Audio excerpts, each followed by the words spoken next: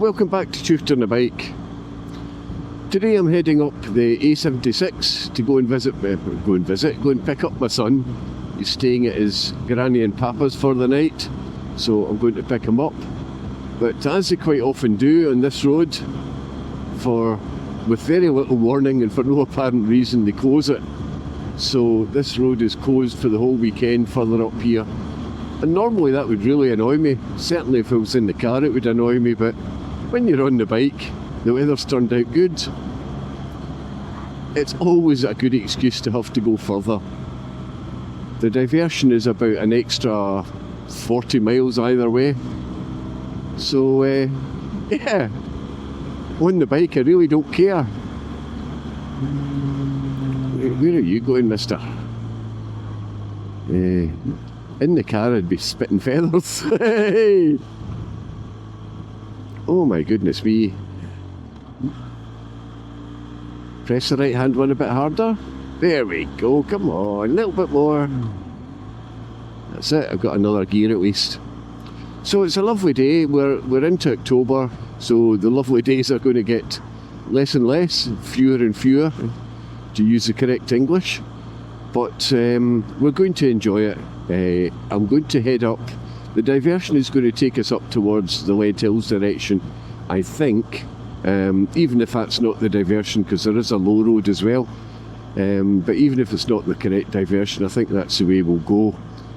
And it's the first time I've been up that road with the 360 on, so it might be quite nice. You never know. Hopefully it's not full of camper vans. That time of year hopefully has finished. So nothing exciting to report. I don't think. We're just, it's the school holidays. Ben came out with me on Monday, today's Saturday. It's chucked it down with the rain since then, so we've not been out, so I'm picking him up on the bike so we can go for a little spin. I think we'll go back via Crawford John and might jump on the motorway, because Ben does love a bit of motorway. So we may jump on the motorway down to perhaps Moffat and come back that way just for a change of scenery. But we'll see how the mood takes us. So this is Thornhill.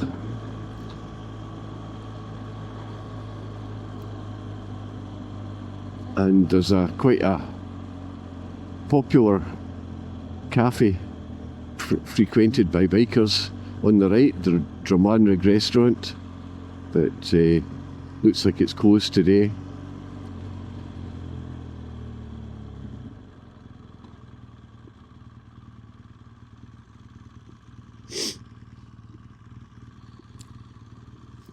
Cool. Something smelling a bit oily. I hope it's not me, I hope it's the van in front.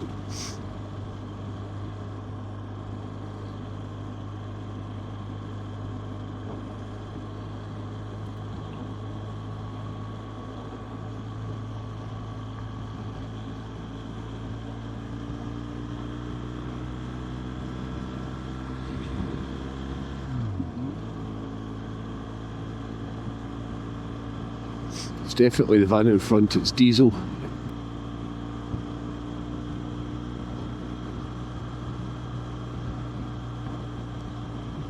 Roadworks, 800 yards. Don't tell me I'll not be able to go up that road. I'll be heartily G'd off. The road closed ahead, yeah I know, but I'm wanting to go to the right at this corner. Fingers crossed, we'll be able to do it.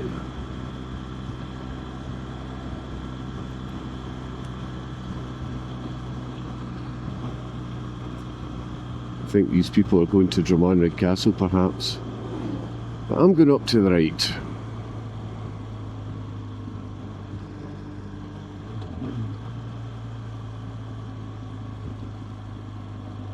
To a very awkward junction actually. Oh sugar.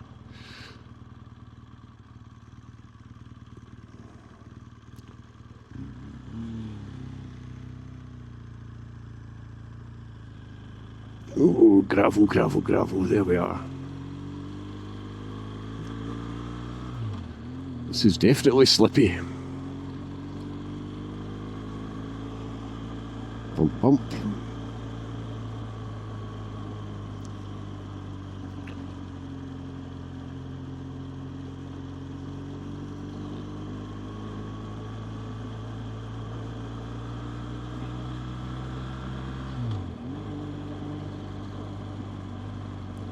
a nice little road.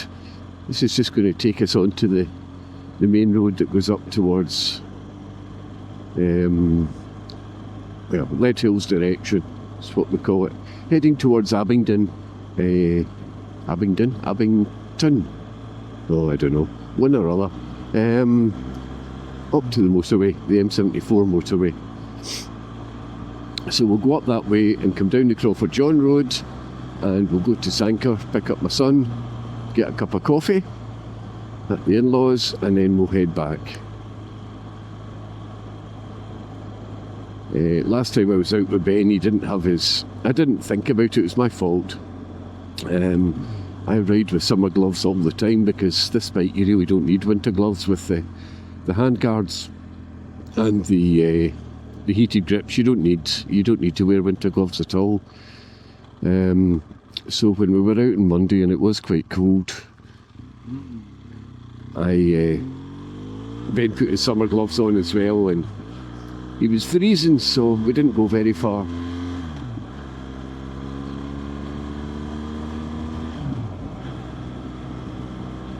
But he's got his winter gloves in the bag now.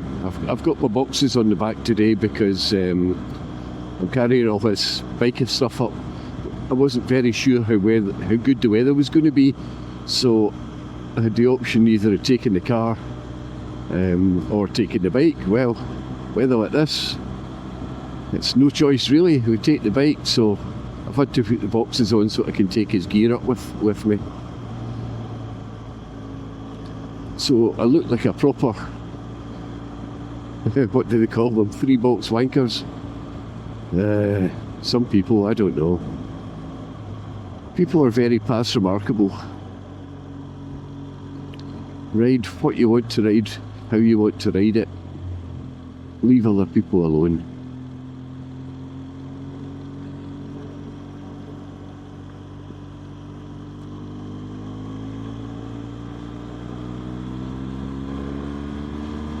War Memorial there. It's a bit kind of out the way.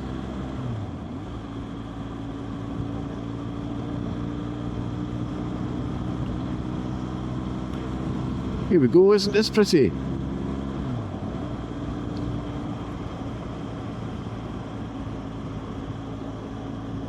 Oh, Bentley, very nice.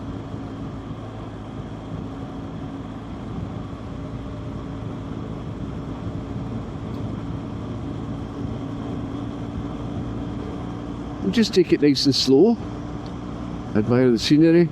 I've got plenty of time, it's only, I've got ages yet before I pick up the wee man. He'll complain if I pick him up too early, because he'll be having fun with his cousins. My brother-in-law lives up in close to where his parents live, so Ben gets to spend time with his 2 cousins when he's up there, and has great fun. Ooh, this is very slippy. Yeah, he complains if I take him away too early.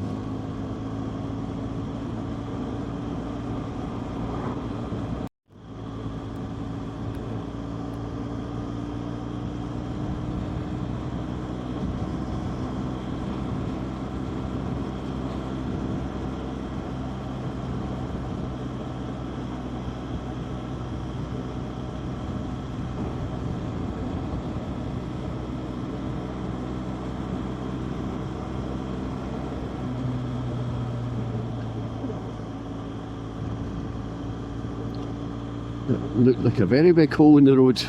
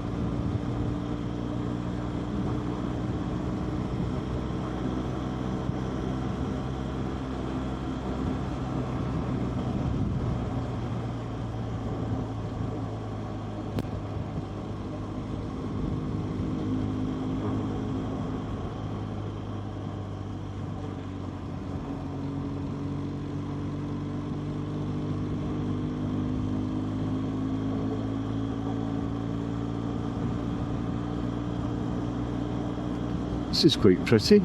This is a diversion. I kind of thought this would be a little bit busier today, but obviously people have twigged that the road's closed and are expecting it to be busy, so they're just not coming up this way. Which is good.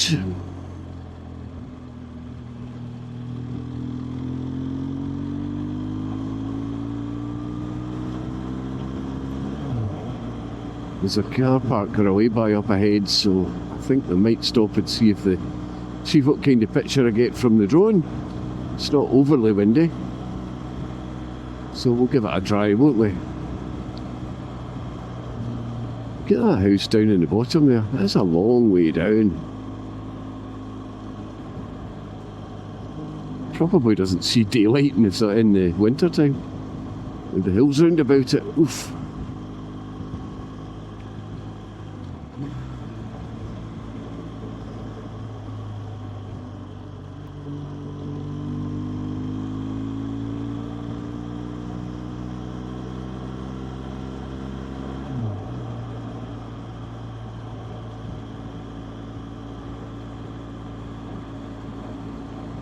This is smashing. There's that lay-by I was going to stop in. Bugger. Oh well. There'll be another one. Wait, right now, actually. Ooh, bumpy, bumpy. Bump, bump, bump, bump, bump. Oh my goodness me. Yeah, this'll do. This'll do nicely. Oh dear, flowers tied to the fence there. That's not a good sign.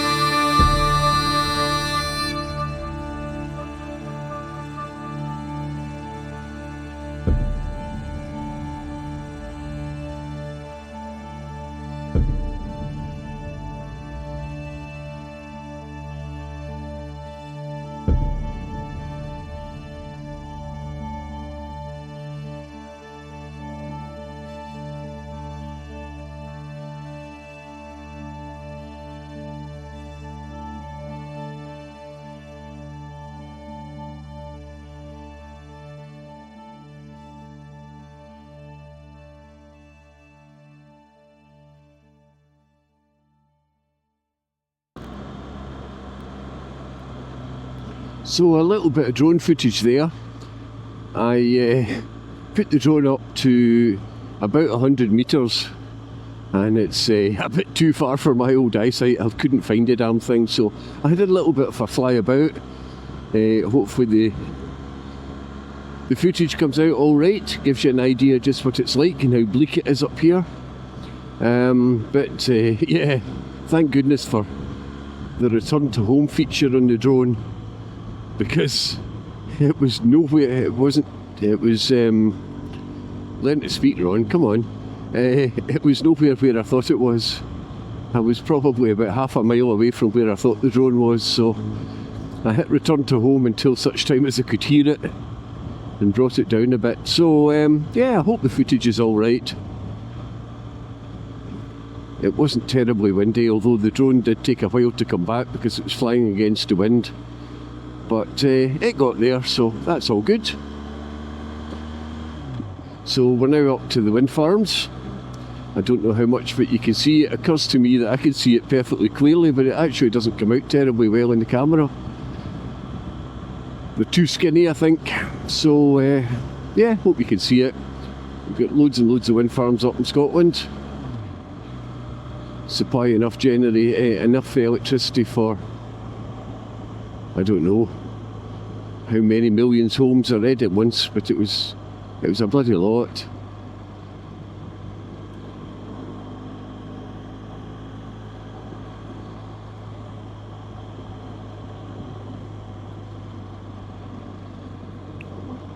So we'll go up a little bit. If we can find another area where it's quite pretty, I'll maybe put the drone back up again. Make sure that return to home switched on. What a fantastic feature it is. How did we ever live without it? It saved my bacon a few times. Because a drone isn't a very big thing, and when you've got it far away, you just have to rely on the screen. What I normally do is see if I can find myself and then aim it towards that, but that didn't happen this time because I was miles away from where I thought I was.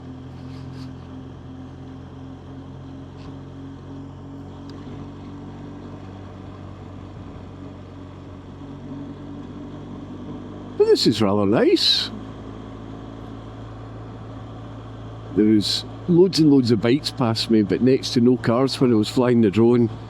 And of course, sod's law, just as I was getting ready to leave, these three cars in front passed us. So if we can get past them, we will, and if we can't, we can't. I'm not really bothered. I'm not in any hurry. As I say, if I turn up too early, Ben will give me a row. I will turn up a bit early because I want a cup of coffee.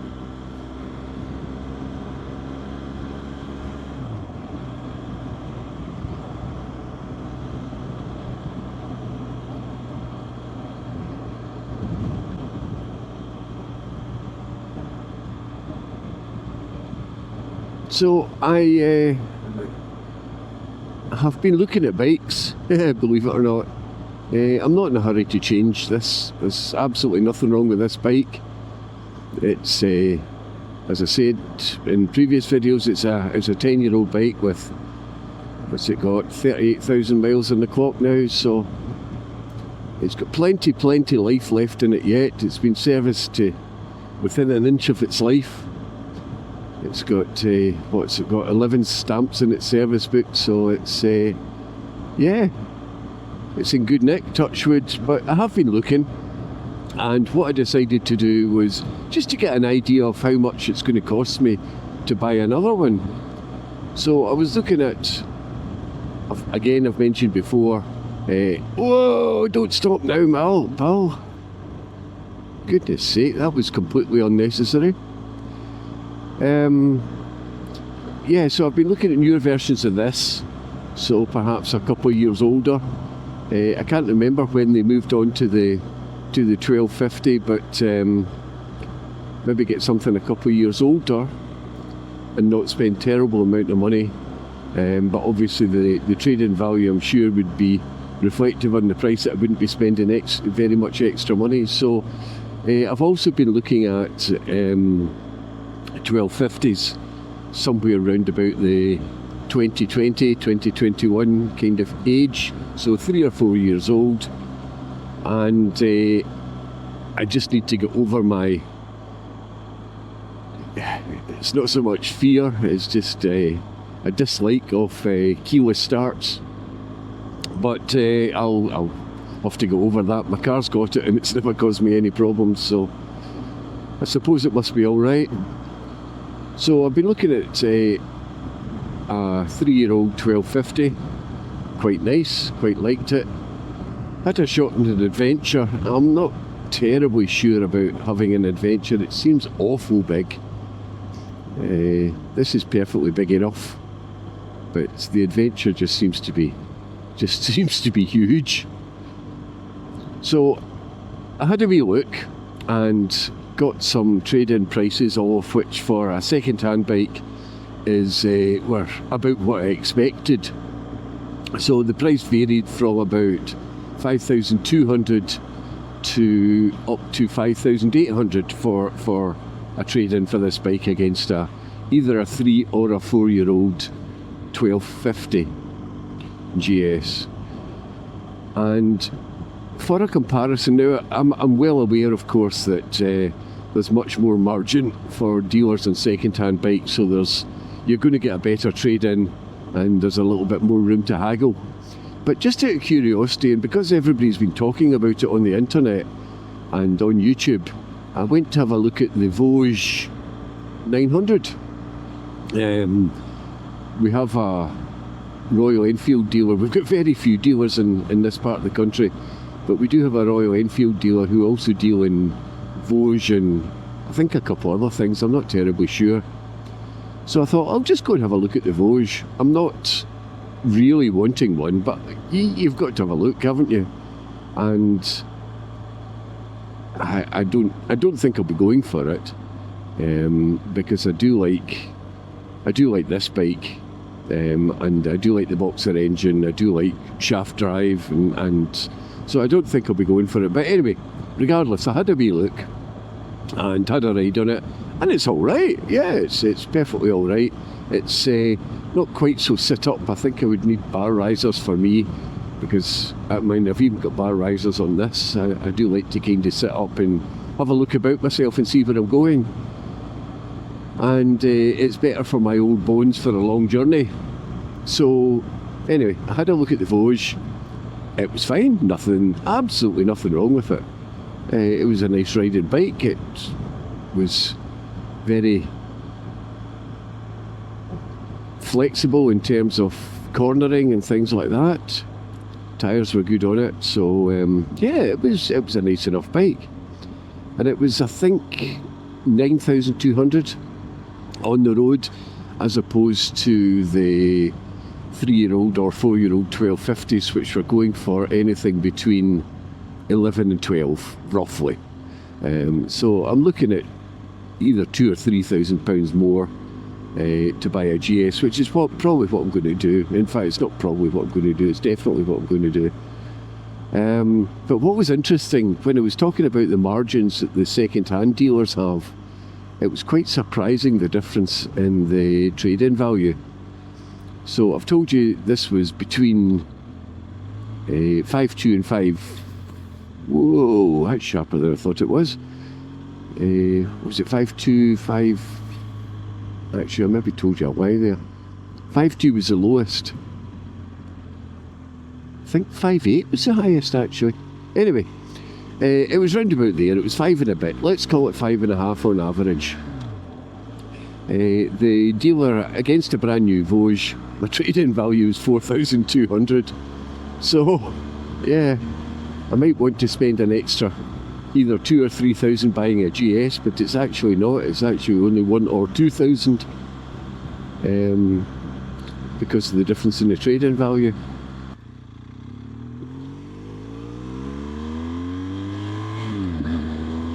It's a good bit of road.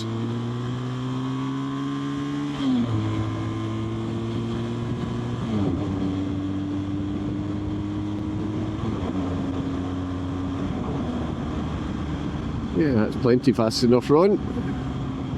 Plenty too fast, actually. The selfie stick seems to be holding up. I got a pair of pliers and tightened up the ball connection thing there, and it seems to be holding up pretty well. If we decide to go down the motorway with Ben later on, then that will give it a bit of a better test.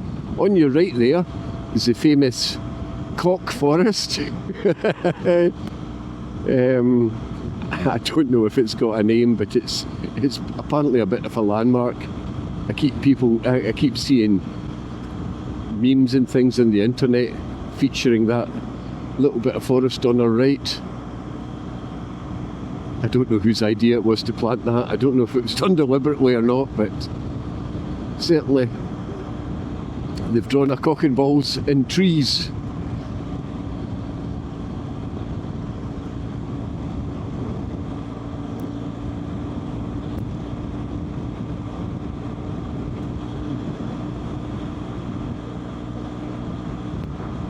So yeah, getting back to the bike, I think it's going to be another GS. Well, it is going to be another GS, I just don't know what yet. See what's available when I decide to do it. I think this thing's MOT's due in March, so I might keep it until then, or I might change it in the winter time when the bike prices are a bit lower, but obviously if the bike prices are a bit lower, the trade-in prices are a bit lower as well. Swings and roundabouts, but we'll see. I get fairly annoyed at people saying, oh, why don't you buy this, or why don't you buy that, or, you know, we all buy what suits us at the time. People say the GS is too heavy to move about. Yeah, it's not really. I don't find it so. Maybe when I get older it will, but it's alright just now. I mean, I'm not going to park it facing downhill into a wall or anything, but you wouldn't do that with any bike after all. So you just take a bit of care where you park it. And yeah, it's fine. Certainly getting it in and out the garage isn't a problem.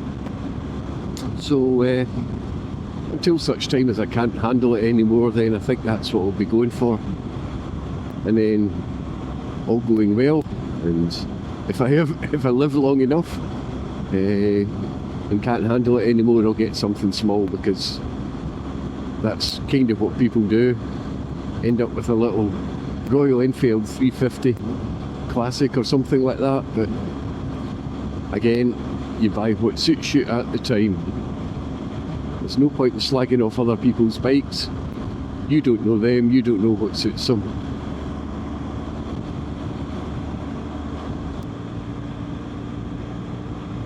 Whee! Look at this.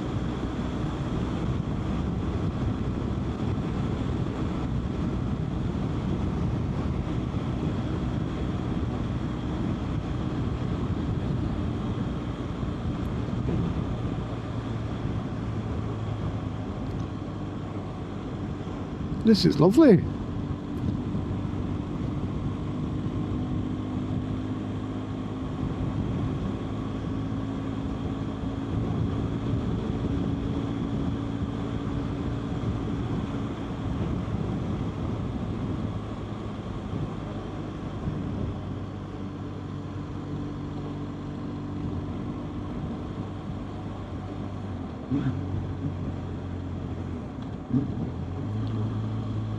Here we go. So this is Wanlock Head, and this is the highest village in Scotland. We've mentioned it before, 1,531 feet above sea level. It feels like the Lead Hills was higher, to be honest, but apparently not. But I'm sure we came downhill to come into here. Whee! Yeah.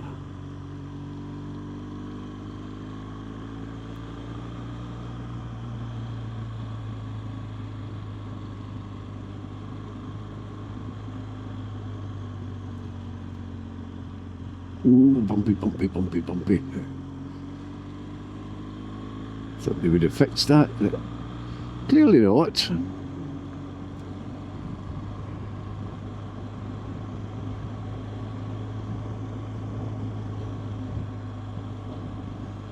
Hello, motorcycle friend.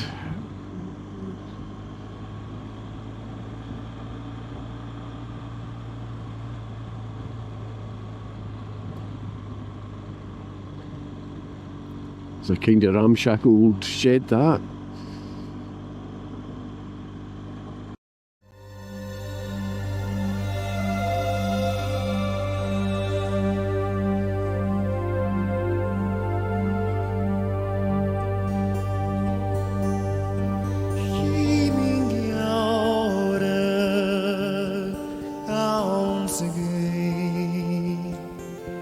Han jelle snjach kvatte voin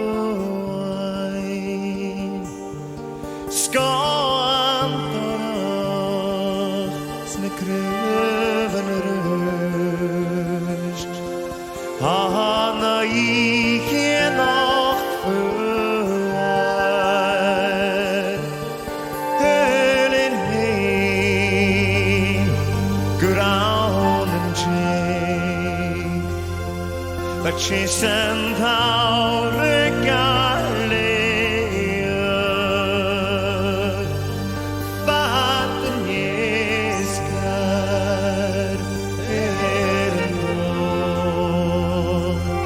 Stå vajulish rima Simmagai Gerashin serei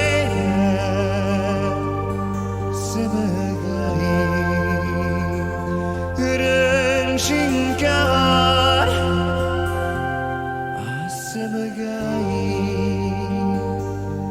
Avis moancha Kumbetu kawra pra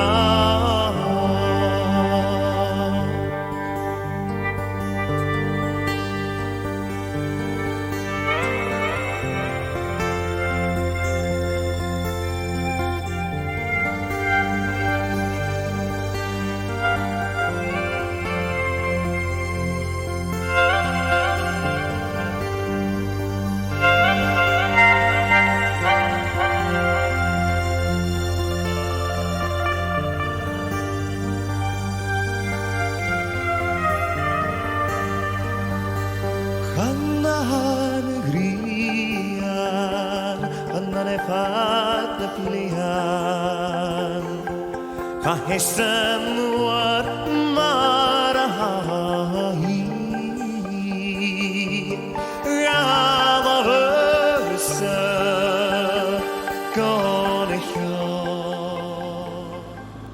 So I did a little arty-farty shot flying the drone up the river.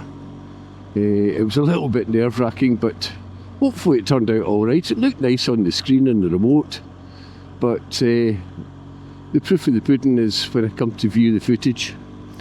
So this is the kind of end of the diversion. So as I say, it's about a 40-mile diversion either way,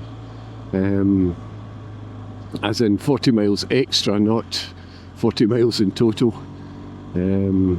It's I think it would normally be from where we cut off the main road, it would be 14 miles to my in-laws' house, and we've done a fair bit more than that. I think by the time we get there it's about 54, 55 miles. So that's the kind of length of the diversions that we've got to put up with, because they decide to shut the road rather than do overnight closures. But as I say, when you're on a bike, you don't mind the extra journey, do you?